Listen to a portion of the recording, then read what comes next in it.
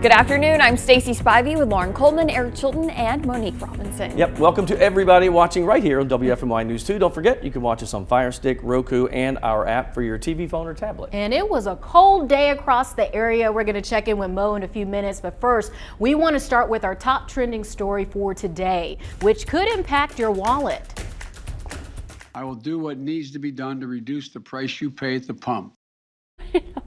President Biden ordered 50 million barrels of oil be released from the U.S. Reserve to lower gas prices. The efforts come as Americans prepare to travel for the holidays. Gas prices averaged $3.40 a gallon nationally. That's $1.30 more than what people paid a year ago. Several other countries are following U.S. lead, including India, Japan, and Great Britain. The government will begin moving barrels into the market in mid to late December.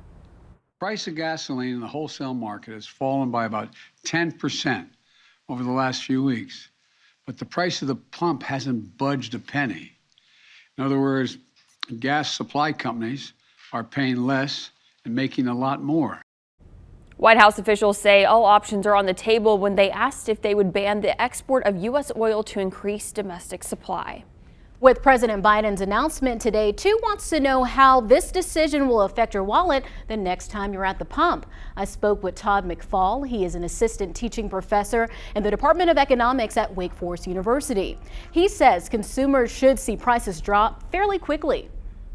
Historically, the use of the Strategic Petroleum Reserve has dropped the price of a barrel of oil somewhere between $2 and about $10. Which in percentage terms is going to be somewhere between about 5% and 15%. So right now, I think gas in the Piedmont is about $3.50 a gallon. 10% drop on that, like conservatively, it would bring it down to about $3.10, $3.15 per gallon. But how long will this drop last? The Strategic Petroleum Reserve, or SPR, is sort of an emergency fund for gasoline. McFall says releasing this oil supply may lower prices in the short term. He is a president that has positioned himself to be at the front of the pack on climate change, and higher prices of gasoline would be helpful to mitigate climate change. I think from the Biden political perspective, like this is also like a short-term versus long-term thing. And they're going to have to give up a little bit in the long term to make sure that voters understand what they're trying to do for them in the short term. The Department of Energy will make the oil available from the SPR in two ways. 32 million barrels will be released in the next few months and will return to the reserve in the years ahead, while 18 million barrels will be part of a sale of oil that Congress authorized. Another issue the administration wants to address: healthcare worker shortages in underserved communities. Vice President Kamala Harris announced the administration's $1.5 billion investment to recruit healthcare students and workers if they pledge to work in underserved and high-risk communities. Funding will go to federal programs offering scholarships and loan repayments and supports nearly 23,000 providers.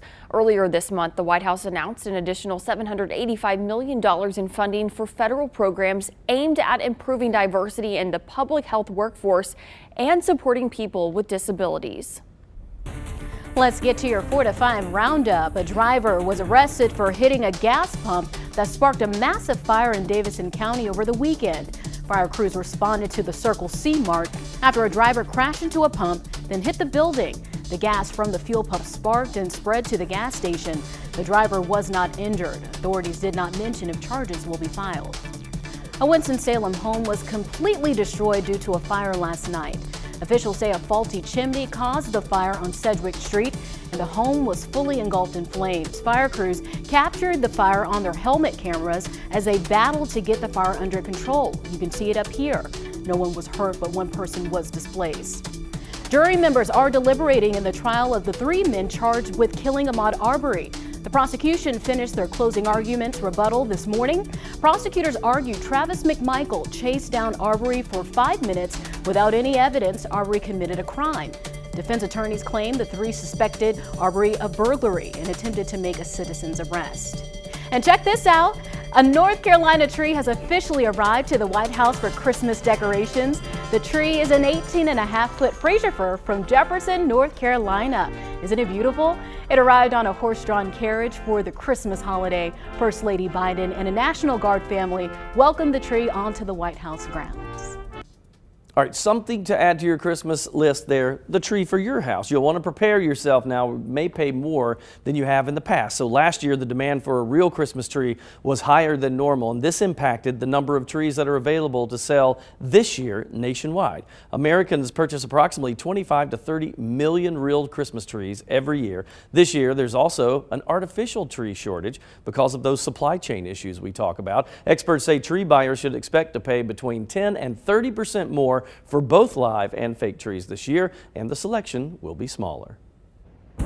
Well, I was taking a look at the temperatures of where we started today, and just looking at them makes you just shiver. 29 degrees was the coolest temperature in Greensboro, or the coldest temperature today. 30 in Winston-Salem, and by this afternoon we've warmed up about 20 more degrees. 47 now in Greensboro. When we look to the mountains and foothills, though, they're still in the 30s, though. So we're on the warmer side of things, but I wouldn't call it too warm in my book. 47 is still fairly cold and in need of a jacket, especially when we had winds. These wind gusts topping off in some locations at some very fast wind speed, 28 miles per hour. That's just a wind gust, though. That wasn't the sustained winds, but we did have a strong gust that moved through, as well as in some other locations, 18 miles per hour there in Reedsville. But 28, that's pretty quick. Along with those cold temperatures, when you factor the two together, it did feel quite cold at times throughout the day, and continuing to be that way as we go into the latter part of your Tuesday. Right now, it feels like 43 in Greensboro, feels like 38 up in Martinsville. Ooh, I'm happy to be here in Greensboro, where it's just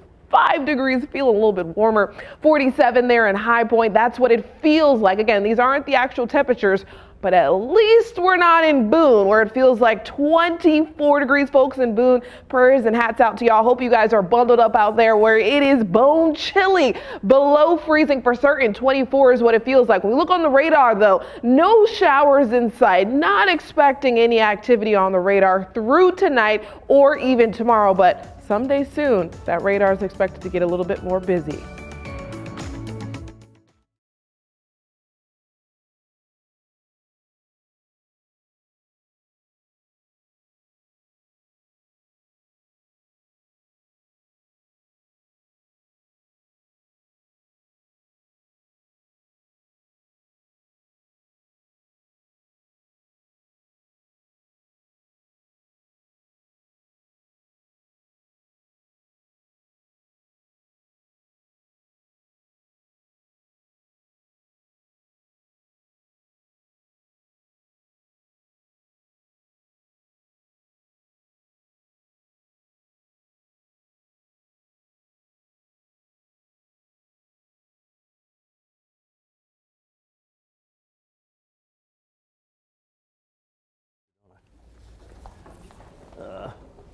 This may or may not work.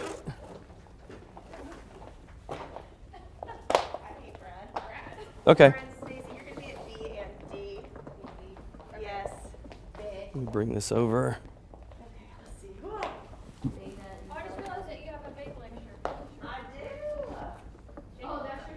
Is that okay, Brad? No, this is from Roanoke. Yeah, that's good, Chilton. That's Jake's favorite brewery there. Tasha. All right, let me get you guys a B&B so I can see it.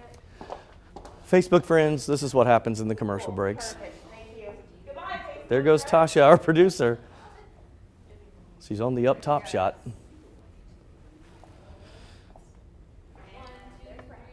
Coming up next, Verify.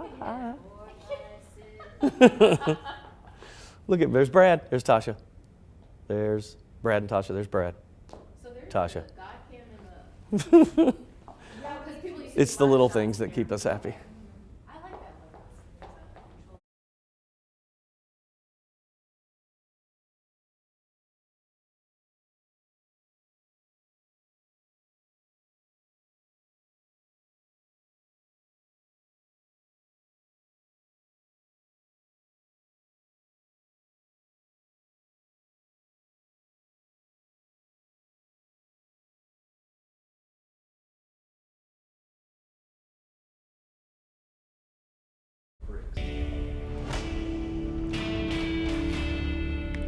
Just think about how much technology has evolved over the last 2 decades, from brick phones like that to iPhones like this, from heavy desktop computers to iPads. So what have you done with all those dated electronics? Are they collecting dust in a closet? WFMY News 2's Megan Malaris verifies the legal way to give new life to old gadgets. That sound means it is time to verify. As you are up in the attic digging through your holiday decorations, take a look at all of your junk. Do you have old televisions, broken computers, jammed printers lying around? Before you replace those electronics with all the latest and greatest gadgets from Santa, it might be a little time to do some fall cleaning. Viewer Angela reached out requesting please verify the best way to dispose of old electronics, old computers, laptops, etc. What is the best way to do this and keep any personal information safe? Our sources for this are North Carolina Session Law 2010-67, the Electronics Take Back Coalition, and Eddie Reynard, Environmental Compliance Specialist at the City of Greensboro.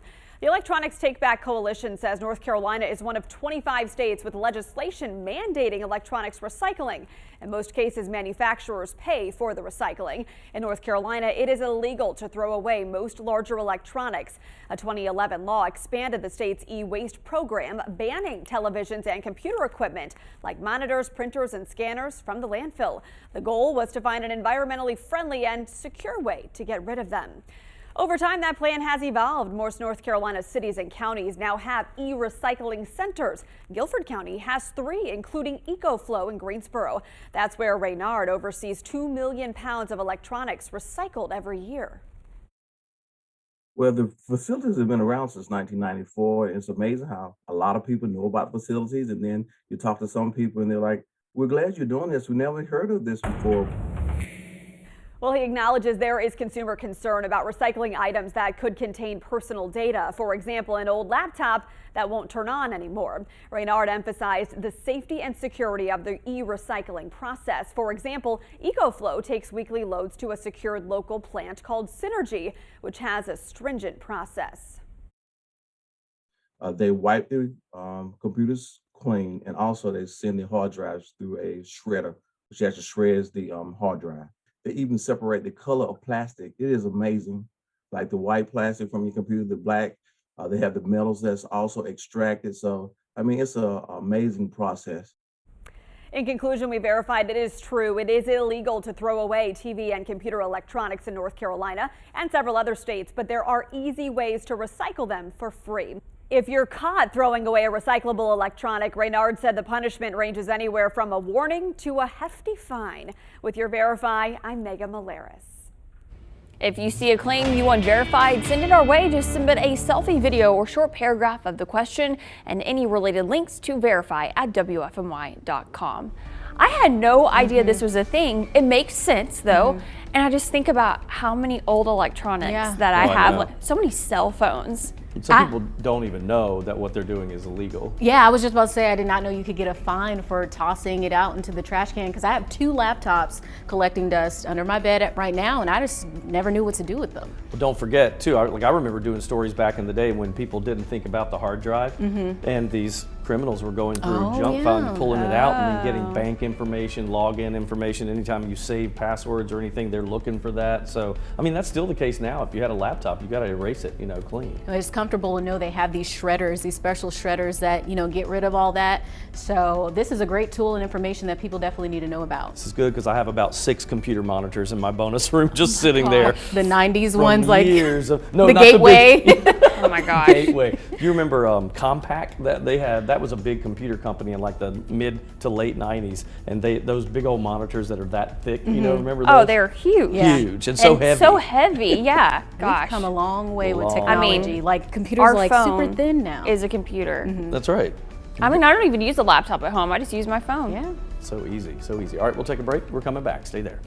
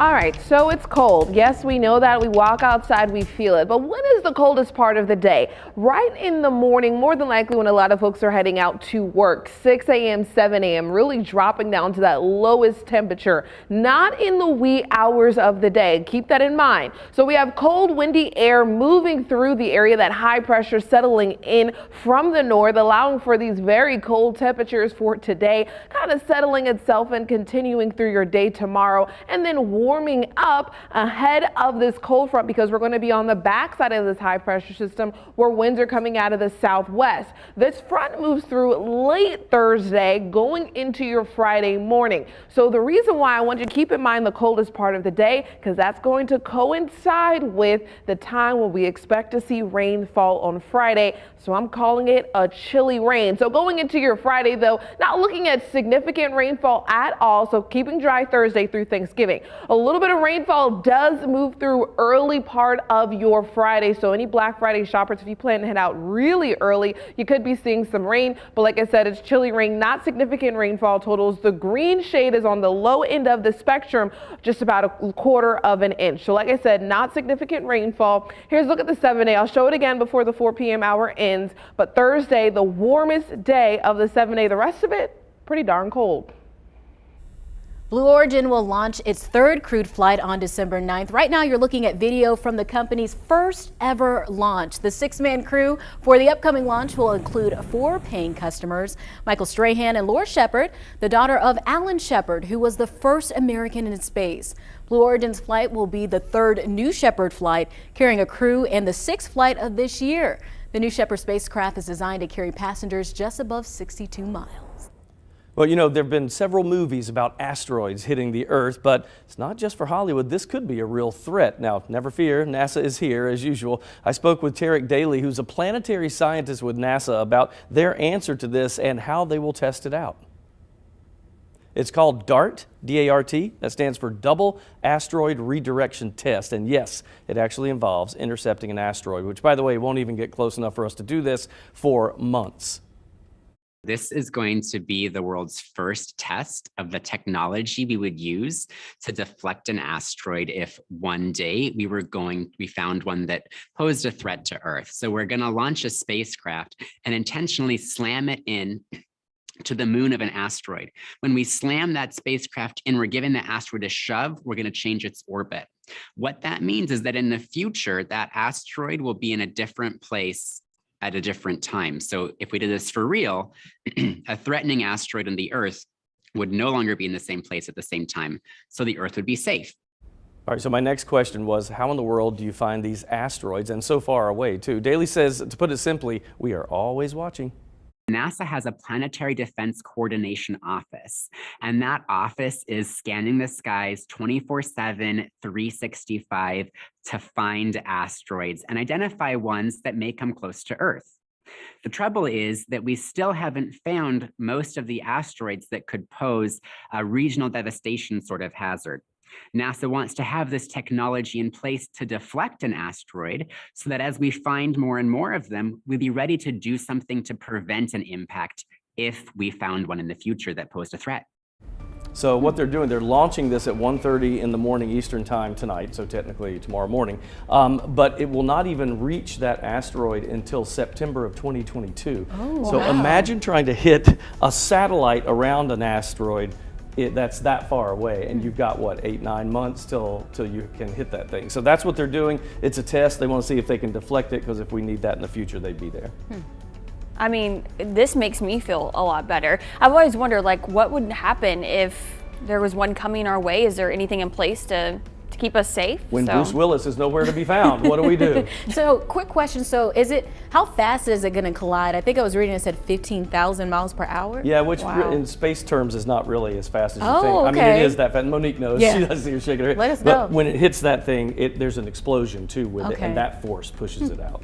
Yeah, when you think about when you're higher up in the sky, like when we fly on our planes, we're going at like 150 miles per hour, 200 miles per hour. So you're thinking, wow, that's really crazy fast. Yeah, if you're driving in a car on a road. But if you're way higher up in the atmosphere, it actually all about your perspective. It actually is not that fast. Yeah, even when I know when they're on the International Space Station, they're moving at like 1,500 miles an hour, but they don't feel it because there's no friction, right? No gravity out there. So this is interesting. We'll have to wait. They'll launch this tomorrow morning, and we have to wait till fall to find out what happened. Cool stuff. Keeping us safe. All right, we'll take a short break.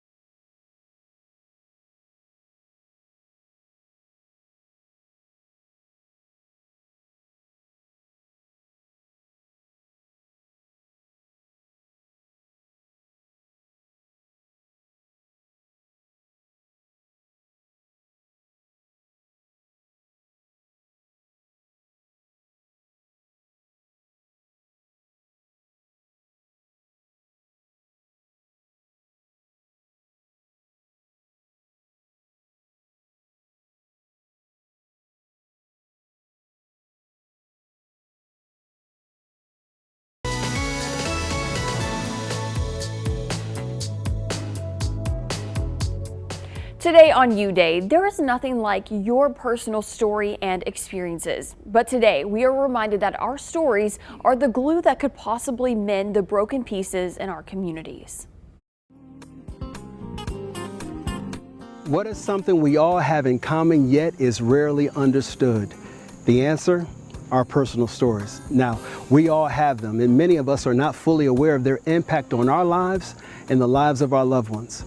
Now, we've all experienced the good and the bad, the ups and the downs, but when we find the courage to share our stories, we discover that we are not as different as the world attempts to make us. So many of us have allowed external elements to separate us, while these internal lessons that we've learned, those are the things that connect us. We are indeed our brother's keeper, and my story, your story, are the collective glue that is powerful enough to keep us forging as one. This is Coach Lamont. Make today your best U Day. I'll see you tomorrow. This is why I love meeting as many new people as I can. My wife makes fun of me because she goes, we go somewhere we don't know anybody and I'm working the room, talking to everybody. But I like that because you pick up something, little pieces from everybody that adds up to something that you can use every day of your life. I love reading like biographies, Yes. autobiographies, because I feel like I learned so much from them that relate to my life or just how people got through certain challenges or how they made change in their communities. I just love reading about their life. And that's one benefit we have being in this job is that we get to interview so many people in different walks of life and hear their story and then share it with other people. And I often catch myself, I spend way too much time talking to someone. I'm like, oh wait, I actually have to go put this together because I just enjoy hearing people's stories. And I love that Coach Lamont shared this today. We feel like we want to play their whole interview and you're like, how do you take this 30-minute interview and shorten it to a minute and 15 seconds? It's hard to do sometimes. That's why producers and all of us will be arguing about, no, please let this go has longer. to make the story. Please give me more time, Tasha. Yes. Everybody's got a story, that's for sure. All right, we'll take a break. Last half hour coming up.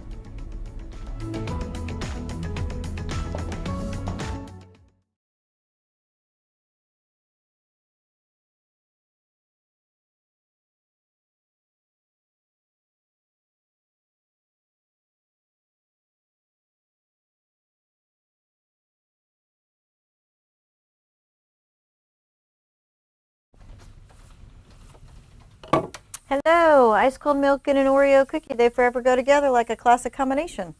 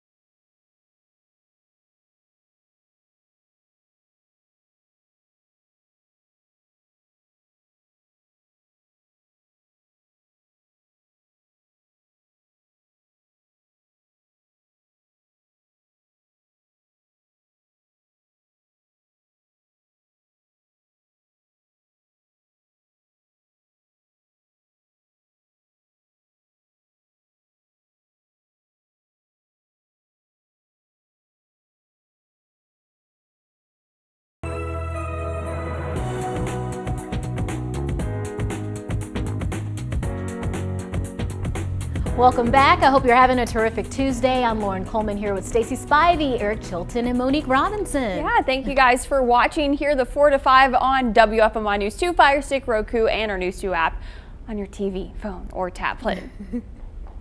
And let's go ahead and get to our top story. Thanksgiving in 2 days, and the community is giving thanks to those that give back. Today, Lawndale Baptist Church held its annual turkey giveaway, feeding the 5,000. The parking lot opened early this morning with cars lining up well before then. It was a drive-through event this time around, and the gratitude was overflowing. We've heard people say that they were in real need to feed their family at Thanksgiving, and we just are so grateful to be able to help people like that. So it's a lot of times it enriches us more than it helps them. Even in the cold temperatures this morning, 1,000 families left with Thanksgiving meal bags that can feed up to 5 people. They also received $25 gift cards to Food Lion. When you're too stuffed to eat any more of your favorite Thanksgiving dishes, you can eat them for up to 4 days as long as they're refrigerated.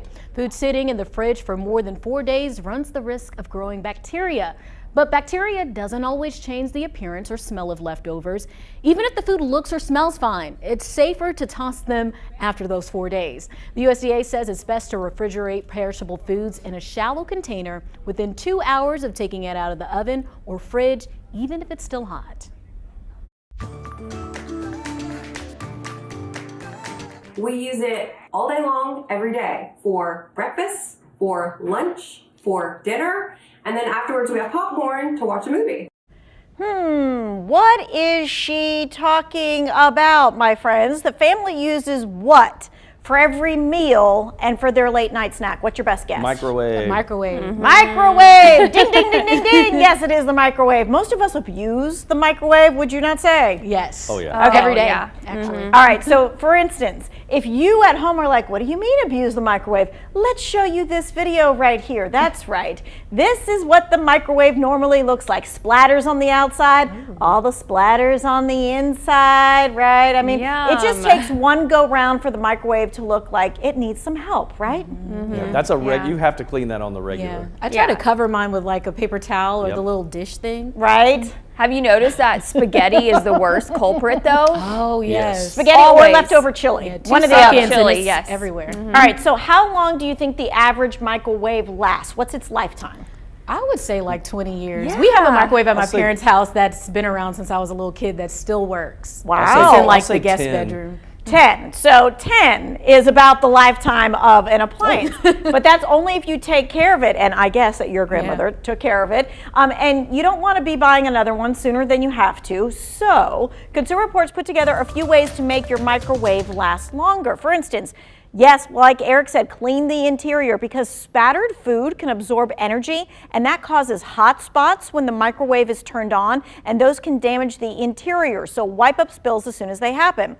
Now, there is some simple but really important technology inside your microwave oven door. So if you want that appliance to last, hey everybody, don't slam the door.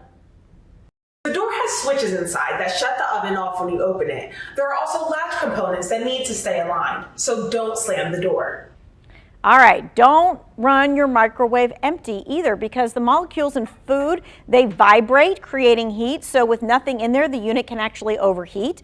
Certain items can catch fire or cause sparks or arcing and should never be used in your microwave. For instance, brown paper bags, metal pans or those metal coffee mugs, takeout containers with metal handles, food that's completely covered with aluminum foil, twist ties. Yeah, you don't want to put those in there either. If you see sparks or arcing in your microwave, you want to turn it off immediately. Hey, and did you know if you ever had to defrost the turkey in the microwave, you could?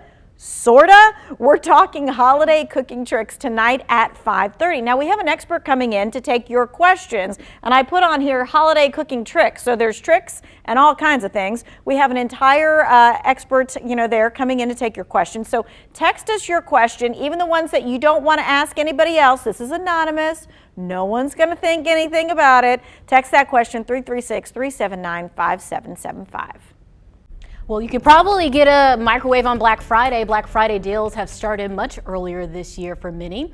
Amazon, Walmart, Kohl's, Target, JCPenney, and Best Buy are just a few of the companies offering Black Friday deals early. Companies opted to start many deals early to get them out to people earlier. So I asked you on Facebook if you enjoy traditional Black Friday shopping, why or why not? Many of you had similar things to say. Angel Patrick says, nope, never. I worked at Walmart and it will totally turn you against it. Julie Barger wrote, no, too many people. Jerry McKnight says, just another Friday to me. And Chuck, we're not going to say his last name, and hopefully he was just joking. He said, no, but it is easier to shoplift that time of year. So a lot of no's. I think only saw one yes. Well, he might mean that because there's so many people in the stores, it'd be harder for the employees to spot it. I've never been a Black Friday go out kind of person. I've always just done it on my own because again, the crowds of people, I'm just like, I can't get anything done. Yeah, I've never really participated in Black Friday. But Lauren, you said that your family kind of did, right? Yeah, so it was always a tradition for us, like pre-COVID, you know, we go out early that morning, like 5 a.m., we do some shopping, and then after we'll get brunch at like IHOP or something. And it was just something we just did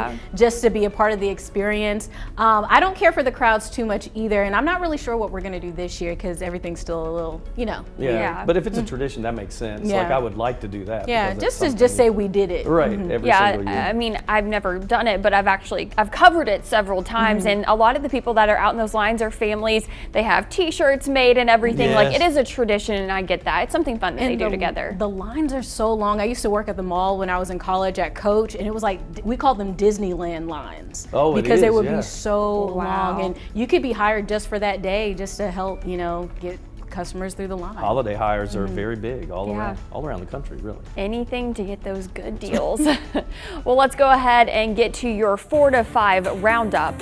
President Joe Biden ordered the release of 50 million barrels of oil from the Strategic Petroleum Reserve in order to lower gas prices for Americans. Gas prices averaged $3.40 a gallon, which is $1.30 more than what it was a year ago. That's according to Gas Buddy. And Greensboro gas prices averaged $3.19 per gallon, while Winston-Salem sits higher at $3.25 per gallon. The high price of gas is not enough to stop millions of Americans from visiting family and friends for the holidays. Airlines are feeling the pressure of more flyers after experiencing some setbacks. Southwest and American Airlines were hit with major cancellations last month, while some crews continue dealing with a rise in violence on flights because of mask mandates. Delta says they had more than 4,000 flights system-wide on Monday, almost reaching pre-pandemic levels. Inflation rates are surging, hitting Americans' budgets when it comes to heating, gas, and food costs. Labor data shows Americans are paying up to 9% more for chicken breast and up to 15% more for beef. Eggs cost nearly $2 now, and milk is almost $4. Bacon is costing families $7.32 per pound on average. Well, we now know the nominees for the 64th Annual Grammy Awards. This comes after an overhaul of its nomination process. The 10-3 initiative allows the Academy's more than 11,000 members to vote for up to 10 categories in 3 genres. All voters can vote for the top 4 awards. This new system replaces the anonymous nominations review committee, which determined contenders for top awards. Some argued that personal relationships cloud a committee member judgment. For the first time, the Academy expanded the number of nominees in the general field categories from 8 to 10. The change impacts categories such as Record Album, Song of the Year, and Best New Artist.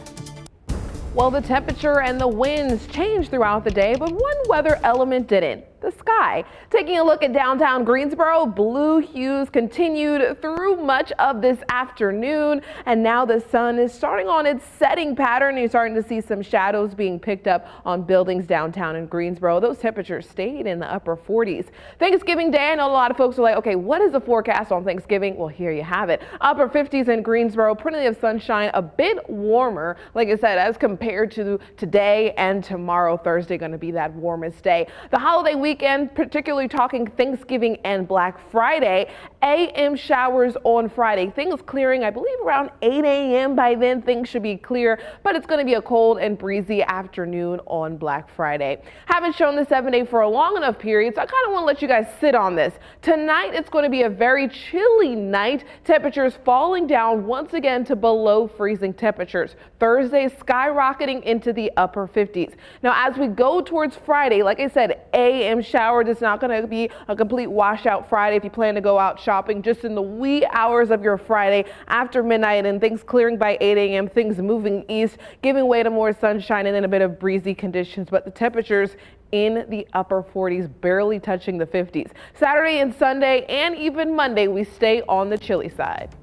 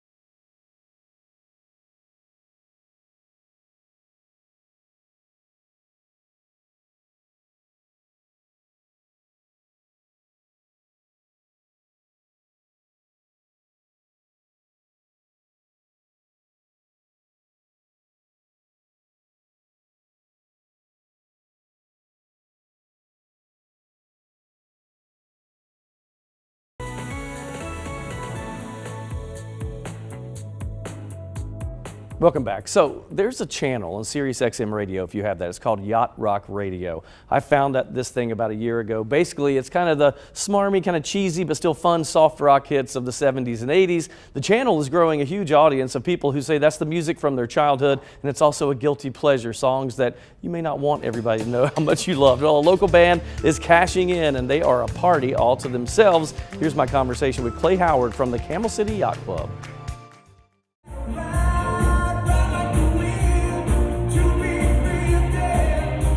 Clay, thanks for taking time, buddy. I appreciate this. You know, you've been in a lot of bands in your life, but probably not one like this. Can you tell me the backstory of this whole thing? On Facebook, I had posted the song Steal Away by Robbie Dupree, and one of my good friends, Jerry Chapman, offline, you know, I said that's a song I have never skipped, you know, one of those guilty pleasure songs.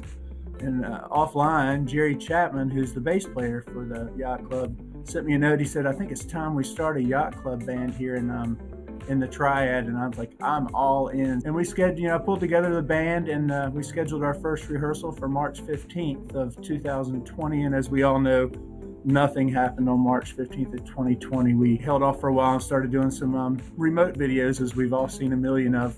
And it seems like you guys, you're embracing the fact that this is kind of soft rock. In some cases, some people would say cheesy music, but super fun. And then you guys have built characters, right, about this. Like, tell me about that. Yeah, my name's Clay Howard, and I mentioned Jerry Chapman a minute ago, but you'll never hear those names when you come to a Yacht Club show. My name is Thurston Howard the fourth, and Jerry Chapman, our bass player, is Charlie Chardonnay. Our guitar player, Greg Hurley, is named Tom Collins. Our keyboard player has an amazing stage name, Kip Falco. And then Lauren Myers, our drummer, is Fanny Von Bottoms. You said yourself, and I think we have a clip, but I mean, it's audience participation, right, to the max. Our first show was back in August. Our first public show was back in August, and you know, I made a comment that if there's no dance floor space, come right up on stage and dance, and people do. They will join in. People wear costumes to our shows. They wear, you know, the captain's hats, and they dress up. You know, a lot of people in our age group, Eric, that are coming to these shows and having a good time. It's what we grew up with. It's the music we loved, you know, when we were having our first girlfriend and, you know, doing all that stuff. So it's the right time, and it's the right music. It's a lot of fun. Well, I love it. Can't wait to see you guys, Clay. Thanks for taking time out with us today, man. All right, so I asked you on Facebook to name your guilty pleasure when it comes to that like music of that time period, cheesy music. You did not disappoint. See how many of these you know. Liz said 2 words for you, Air Supply. Yes, very true. Carol said John Denver and Country Roads because she's from West Virginia originally. Claire says the Bay City Rollers. That is a 70s group with maybe 2 hits. Jim Allred said Dr. Hook and the Medicine Show. That is good. Teresa said I loved Anne Murray and John Denver, also Karen and Richard Carpenter, otherwise known as the Carpenters, and I'm sure there's a whole lot more. And Candace said Ray Stevens, The Streak. I thought that was hilarious. And then my least favorite was Debbie Boone, You Light Up My Life. Radio stations wore the vinyl out on that one, and it's true. So I was telling Lauren and Stacy about this, that this music is, it's kind of like soft rock, 70s, 80s. Some of them love songs, some not, but they were huge hits. And some of the bands end up doing a lot of rock, but they would do these soft rock ballads that it's almost like back then people were like, no, I don't like that. But they did. But now that everybody's older, these people are showing up in captain's hats and ascots because of yacht, like Yacht Rock Radio. Yeah. And so they're getting a following of people that dress up. So is this more like 80s, It's 70s? really more, in my opinion, late 70s and some early 80s. Hold the Line by Toto. Steal Away by Bobby Dupree. Some of these songs people will know. That's the style of music they sing, and they're playing this Friday at the Ramcat in Winston-Salem. So if you have time, you got to go check them out and maybe wear something crazy. Okay, well, I know this is a tad off topic, but it made me think of that song, Fancy Like. Yeah, yes. When we talk about like cheesy music, and did you know that was nominated for a Grammy? Was it really? Yes, you know the song that talks about Applebee's. That's Is what we're it- talking Oh, about. that song. Is it Okay, Walker okay, Hayes? okay. Is that his? Walker Hayes, Who's nominated playing- for a Grammy. It gets That's stuck in your amazing. head after you hear it. You're just going, Well, next year he's playing the Tanger. Yeah. They're booking him at the Tanger Center. So, and I think he's only had the one hit that I know of. Yeah. Anyway, The kids love it. Cheesy music. Check out my story on this on the website. We'll be back.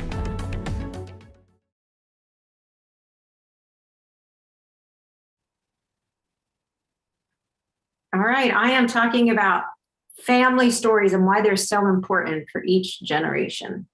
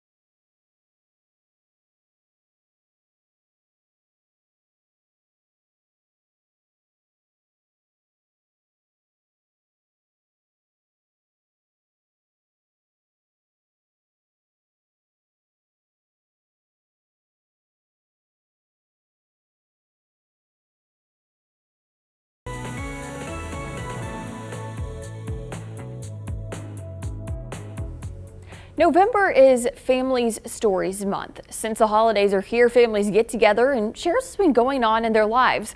Did you know what your relatives share is more than a story?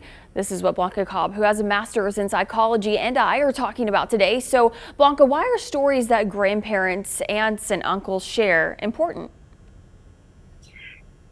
Family stories are really important because not only do they tell you about traditions and values and just fun facts about your family that makes your family unique, a lot of times your family members are sharing stories that reveal hints about what they've been through, what they've overcome, and their personality. And that can really help you see your family member from a different perspective. Maybe you didn't realize what your grandmother had to go through in order to vote or in order to have a home or whatever the situation is. So you can really see the grit and perseverance and drive from a lot of family members when they share their stories. But we always have that one relative, right, that shares the same story every holiday. But what should you get from that? Yes. And it's quite funny because it can be the running joke in the family, right? If that one family member tells the same story every holiday. But you have to ask yourself, why does this person share that same story with the same details? What is it about this story? So instead of rolling your eyes and laughing it off, because a lot of families will do that in good fun, it's dig a little deeper, ask some questions. Why is this important to you? Help me understand. You know, Uncle Charlie, you tell the same story every holiday and it's very fascinating, but I want to know a little more about it. What is so appealing about it? What can I learn? What are you trying to share? And a lot of times they will just brighten up because you're taking an interest and they're going to share more, and they probably will go in a direction you didn't even realize in terms of what they're revealing to you. Yeah, they'll definitely appreciate it. So are there any body language signs that lets us know that a particular story is meaningful for someone? Oh, yes. If you pay attention to somebody's body language, you will definitely get an indication that the particular parts of a story are significant and meaningful to them. So let me give you a couple of examples. Sometimes when someone is talking, they will pause. And they will pause to reflect on what they're saying. Or maybe they get lost in thought because it generates some memories for them or some emotion. So they might break eye contact and look away. And just pay attention to their eyes and see if you see some eyelid fluttering. And if you see some eyelid fluttering, that lets you know that there's some excitement there, that there's some emotion. And perhaps it could also be some stress. Pay attention to the changes in their eyes, like their eye movement or even the furrowing of the eyebrows. Also voice changes. So when you notice these behavioral changes or body language changes, that is a cue for you that something emotional happened. And emotional doesn't necessarily mean something bad. It could be emotional excitement. But that is a point for you to say, wait, Uncle Charlie, let me ask you something about this. Because you notice that change in their behavior, their body language, dig a little deeper, ask some questions, but ask open-ended questions because you want them to share more. And it will be amazing what you really learn from your family, not only about them and their values, but the traditions and the uniqueness of your family. And that's something that we pass on through stories by generation. And it's so important because you never know when you're going to lose that family member. And so just to have those stories to hold on to, and it means a lot to them. Blanca, thank you so much for sharing this with us. I think this is so important on a lot of different fronts. All of my kids, especially when they were young, I got one that's still young, but the rest of them, when they were little, they would all ask me, they say, tell me something about when you were little. Aww. And when they say that, then I'm pretty much out of stories. I only have a few to tell them, but they love that. And I think that's kind of a bonding thing. Yeah, I love talking to my grandparents. I just learned so much from them. They have great advice about life, relationships, and it just really makes me appreciate the things that I have and the opportunities that I have. My grandparents instilled in me hard work and the value of a real education. Yeah, one thing I do love about going home for the holidays is being able to see my family because I don't get to see my grandparents often and they don't always see me on air because they're not good with technology.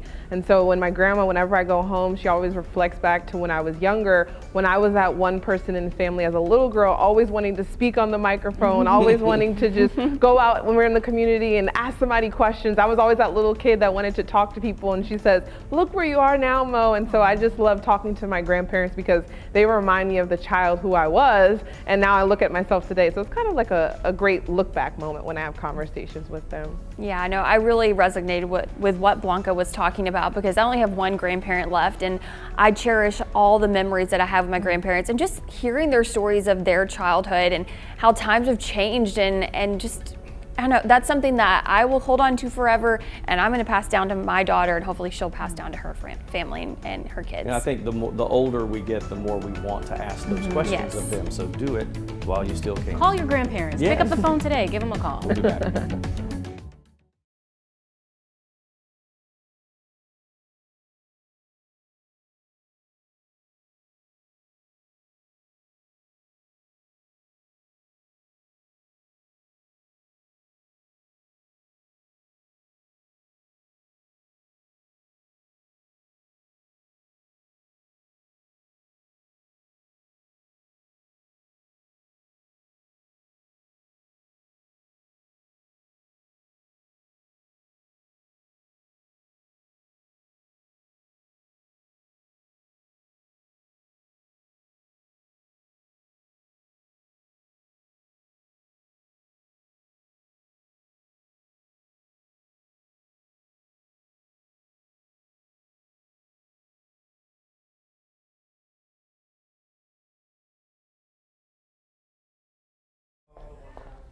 One, two, three, four.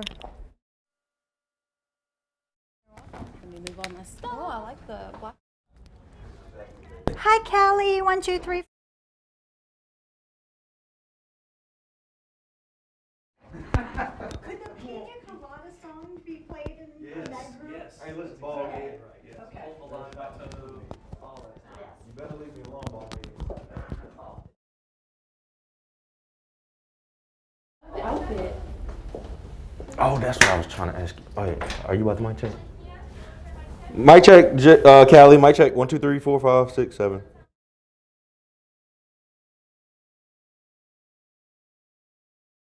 Ask for mic check from me yet? Yep, 109876.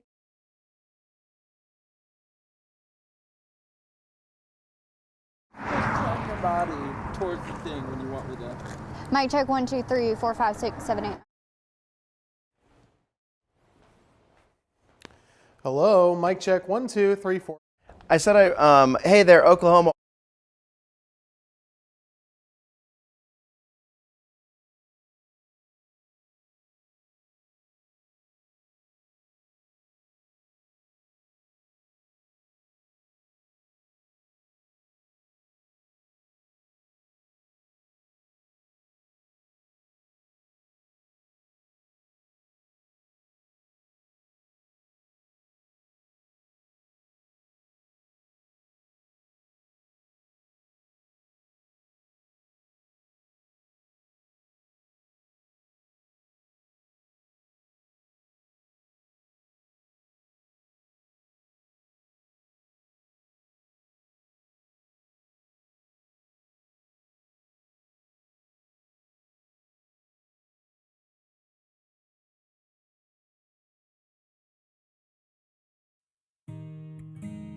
It's time for my 2 cents.